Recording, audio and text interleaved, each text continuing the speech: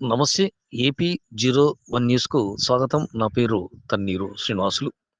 మీరు చూస్తున్నటువంటిది ఇది మరి అనంతపురం జిల్లా గుత్తి మున్సిపాలిటీలోని అనంతపూర్ రోడ్డులో ఎడమ వైపు ఉన్నటువంటి కాలువ.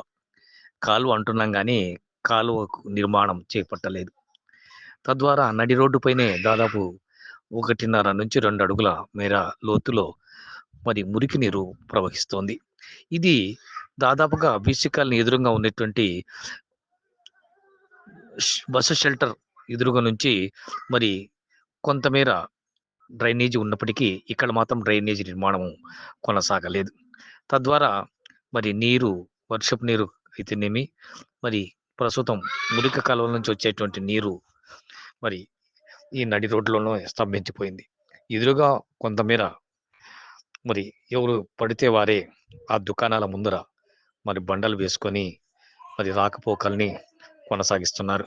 ఈ నేపథ్యంలో సంబంధిత మున్సిపల్ అధికారులు కొంతమేర మరి బీసీ కాలనీ ముందర వరకు డ్రైనేజీ నిర్మించిన ఆ తర్వాత నిధులు కొరతతో నిర్మాణాలు కొనసాగించలేదు. తద్వారా ఇక్కడ నుంచి ప్రయాణం చేయాలంటే వాళ్ళు ద్విచక్ర వాహనాలైతేనేమి, విద్యార్థులైతేనేమి, వృద్ధులైతేనేమి రాత్రిపూట తీవ్రంగా ఇబ్బందులకు గురవుతున్నారు. సంబంధిత అధికారులు త్వరితగతిన మరి డ్రైనేజీ నిర్మాణానికి నిధులు కేటాయించాలని మరి కోరుతున్నారు.